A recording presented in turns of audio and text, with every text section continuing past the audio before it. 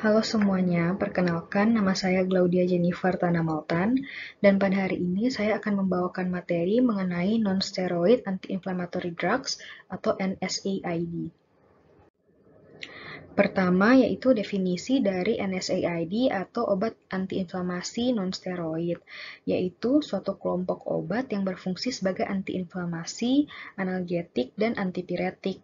Di mana kelompok obat ini biasanya heterogen, bahkan beberapa sangat berbeda secara kimiawi, namun memiliki banyak persamaan dalam efek terapi maupun efek samping. Efek antiinflamasi di sini yaitu pada saat terjadi inflamasi atau respon lokal jaringan terhadap rangsangan luar seperti fisika, kimia, mekanik, ataupun biologik yang ditandai dengan panas, merah, bengkak, sakit, dan kehilangan fungsi, NSAID akan menghambat terjadinya peradangan tersebut. Lalu efek analgetik, obat NSAID hanya efektif terhadap nyeri dengan intensitas rendah sampai sedang, misalnya sakit kepala, mialgia, atau artralgia. Tetapi NSAID juga efektif terhadap nyeri yang berkaitan dengan inflamasi, di mana efek analgesi dari NSAID lebih lemah daripada efek analgesi opioid. Yang terakhir yaitu antipiretik, yaitu obat untuk menurunkan demam. Klasifikasi obat NSAID yaitu pertama penghambat siklooksigenasi atau COX non-selektif dan penghambat COX-2 selektif. Apa sih yang dimaksud dengan COX enzim ini? Yaitu enzim yang mengkatalis sintesis prostaglandin dari arachidonic acid. COX ini juga berperan aktif dalam proses inflamasi, di mana NSAID akan menghambat proses munculnya COX ini. NSAID juga mengurangi inflamasi dan meredakan nyeri melalui penekanan pembentukan prostaglandin dengan menghambat enzim COX. Dapat kita lihat di sini yaitu peran enzim COX, yaitu penghambat COX non-selektif dan penghambat COX-2 selektif. COX-1 berperan penting dalam kondisi di seluruh tubuh, biasanya berperan penting dalam kondisi non-inflamasi, di mana penghambatan COX-1 dapat menghindari efek samping obat, misalnya efek samping obat lambung. COX-1 ini biasanya terdapat di platelets, endotelium vaskular, epitelium gastrointestinal, otak, tulang belakang, dan ginjal, di mana enzim ini berfungsi untuk regulasi fungsi trombosit, proteksi mukosa gastrointestinal, proteksi terhadap fungsi ginjal jika mengalami gangguan perfusi. Dapat kita lihat di sini efeknya untuk GI yaitu sitoprotektif, lalu platelet aggregation, elektrolit hemostasis di ginjal, dan mempertahankan aliran darah ke ginjal. Lalu untuk COX-2 biasanya beregulasi di otak dan ginjal ataupun dipicu oleh kerusakan jaringan. Biasanya COX-2 ini diinduksi pada kondisi inflamasi, di mana inhibisi COX-2 berperan dalam antiinflamasi. COX-2 juga berperan pada makrofag dan sel darah putih, dan banyak ditemukan di plak aterosklerotik, makula densa, interstitial medula ginjal. Enzim ini berperan dalam persepsi nyeri serta metabolisme air dan garam. Dapat kita lihat di sini efek pada ginjal yaitu elektrolit hemostasis ataupun untuk maintenance blood flow ginjal. Dan jika dipicu oleh kerusakan jaringan, maka dapat memberikan efek nyeri, demam, inflamasi. Dapat kita lihat di sini juga, inhibisi dari COX-1 dapat menyebabkan gastrointestinal yang terganggu ataupun ulcerasi. Lalu ini merupakan perbedaan dari COX-1 dan COX-2, di mana COX-1 dianggap sebagai konstitutif enzim dan COX-2 merupakan enzim induktif. COX-1 ditemukan pada kebanyakan sel dan COX-2 biasanya tidak terdeteksi dalam jaringan normal kebanyakan. COX-1 berfungsi dalam menjaga homeostasis tubuh, dan COX-2 jumlahnya berlimpah di situs peradangan, diaktifkan oleh makrofag dan sel lainnya saat terjadi peradangan. COX-1 memiliki peran fisiologis, dan COX-2 merupakan stimulus demam, nyeri, dan peradangan. Dapat kita lihat di sini contoh-contoh obat inhibitor COX non-selektif, yaitu misalnya aspirin, ibuprofen, acetaminophen, naproxen, ketorolac. Sedangkan untuk inhibitor COX-2 selektif seperti celecoxib, rofecoxib, valdecoxib, dan parecoxib. Berikut merupakan cara kerja dari NSAID. Jika terdapat jejas, trauma, ataupun rangsangan pada kulit, akan terjadi beberapa reaksi kimia yang membentuk prostaglandin, di mana membran fosfolipid di kulit yang luka akan terpecah menjadi asam arakidonat oleh enzim fosfolipase. Asam arakidonat ini akan bereaksi dengan enzim COX-1 dan 2 membentuk prostaglandin. Prostaglandin selanjutnya akan membawa sinyal nyeri ke sistem saraf pusat melalui saraf di medula spinalis. Kemudian sinyal ini akan dipersepsikan sebagai nyeri ke korteks otak. Dapat kita lihat di sini, NSAID seperti contohnya aspirin bekerja mengurangi nyeri dengan cara menghambat kerja dari enzim COX. Berikut merupakan penggunaan dari NSAID. Pertama yaitu antiinflamasi. Antiinflamasi atau anti peradangan biasanya digunakan pada pasien dengan trauma, kecelakaan benturan atau pukulan, post-operasi, ataupun memar setelah olahraga. 2. Mengatasi nyeri sedang, seperti nyeri kepala atau strain otot. Nyeri atau kolik saluran empedu, kemih, keluhan tulang pinggang, dysmenorrhea pada nyeri haid juga dapat menggunakan NSAID. Ketiga, rheumatoid atau osteoartritis. Keempat, untuk antipiretik. Kelima, untuk profilaksis gangguan kardiovaskuler seperti myocardial infarction dan stroke. Keenam, untuk gout, penggunaan aspirin meningkatkan sekresi asam urat. 7. Profilaksis kanker kolon rektal untuk COX-2 inhibitor. Dan terakhir untuk Alzheimer's disease, di mana penggunaan NSAID dengan efek antiinflamasi, antipiretik, dan analgetik sering sekali digunakan untuk gejala penyakit rematik. Berikutnya dapat kita lihat di sini golongan obat NSAID. Pertama, golongan asap propionate seperti ibuprofen, naprofen, fenoprofen, ketoprofen, flurbiprofen, dan oxaprozin. Kedua, golongan asam asetat seperti indometasin, sulindac, etodolac, dan diklofenak. Ketiga yaitu golongan derivat asam enolik atau oksikam, yaitu piroxicam, meloxicam, tenoxicam, droxicam, lornoxicam, isoxicam. Lalu golongan asam fenamik seperti asam mefenamat, asam meklofenamik, asam flufenamik, dan asam tolfenamik. Lalu terakhir yaitu golongan COX-2 inhibitor atau COXIB, celecoxib, rofecoxib, di mana rofecoxib ini telah ditarik dari pasaran, valdecoxib, parecoxib, lumiracoxib, etoricoxib. Berikut merupakan selektivitas dari NSAID.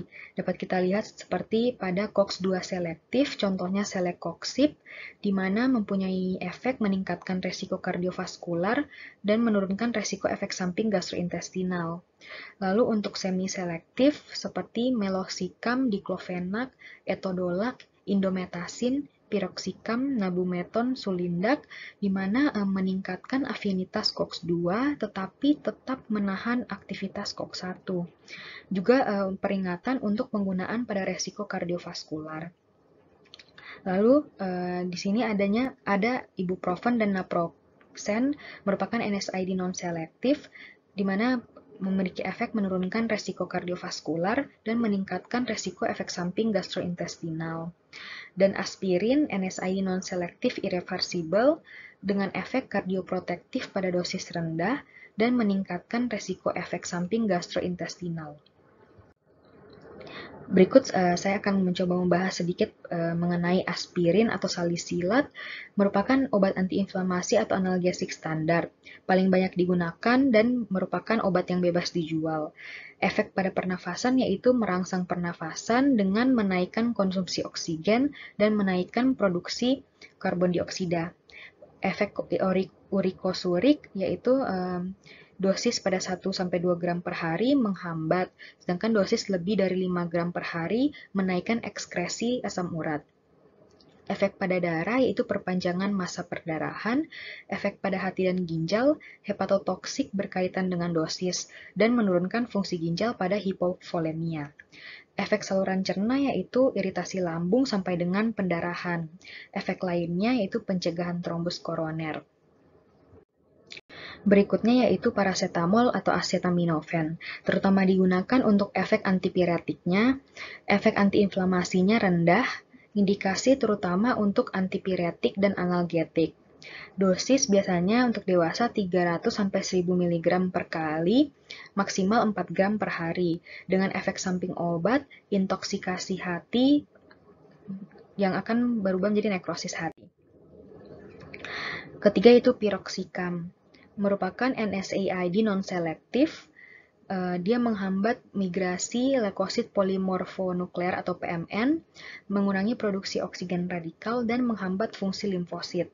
Indikasi penggunaan yaitu rheumatoid arthritis dengan dosis 10-20 mg 1 kali per hari, dengan efek samping ke saluran cerna, pusing, tinnitus, sakit kepala, dan rash.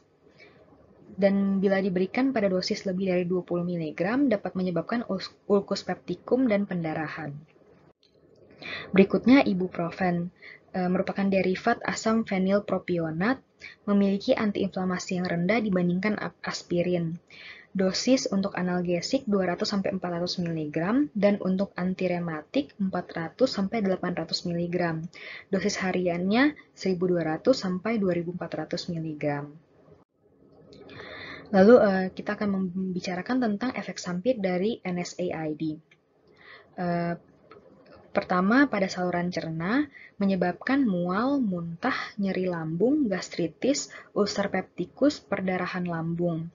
Di mana efek yang paling sering yaitu tukak peptik, seperti tukak duodenum atau tukak lambung, yang kadang-kadang dapat menjadi anemia sekunder karena terjadinya juga perdarahan saluran cerna.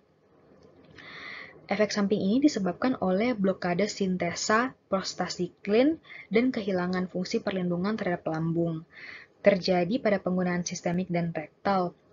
Kombinasi dari NSAID dengan kortikosteroid dapat meningkatkan efek ulcerogen ini. Pencegahannya yaitu dapat kita berikan misoprostol untuk pengganti prostacyclin dengan efek protektif mukosa lambung ataupun H2 blocker seperti ranitidin, simetidin, atau proton pump inhibitor seperti omeprazol, lansoprazol. Lalu efek samping pada ginjal. Fungsi prostaglandin pada ginjal yaitu untuk memelihara aliran darah atau perfusi dan juga glomerular filtration rate ginjal. Di mana sintesa prostaglandin akan dihambat oleh NSAID. Penghambatan ini menyebabkan gangguan homeostasis. Pada orang normal, gangguan mungkin tidak begitu berpengaruh pada fungsi ginjal. Namun pada pasien dengan hipovolemia, gagal jantung, sirosis hepatis, aliran darah ginjal, dan kecepatan filtrasi glomerulus akan berkurang. Bahkan NSAID dapat menjadi gagal ginjal akut. Efeknya yaitu insufisiensi, nefritis interstisial, kelainan regulasi air dan elektrolit seperti edema atau hiperkalemia.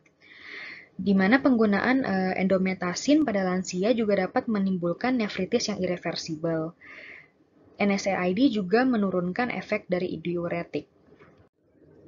Lalu efek sampingnya pada darah, terjadi agregasi trombosit. Efek menurun karena penghambatan biosintesis tromboksa A2 atau TXA2, di mana akan terjadi masa perdarahan yang diperpanjang. Efek samping ini bersifat reversibel.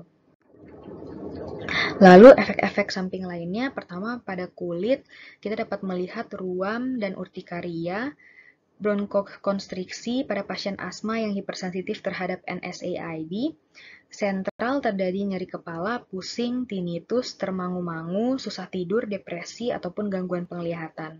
Pada wanita hamil, NSAID tidak boleh diberikan pada trimester ketiga karena dapat menghambat kontraksi dan memperlambat persalinan. Pada ibu menyusui atau masa laktasi, NSAID dapat menembus ASI, sehingga disarankan untuk tidak diberikan. Dapat terjadi juga gangguan fungsi hati, gangguan haid, dan anema aplastik yang jarang terjadi. Pada beberapa orang dapat terjadi hipersensitivitas, di mana pada umumnya berupa rinitis vasomotor, urtikaria, asma bronkial, hipotensi, pre-shock sampai dengan shock.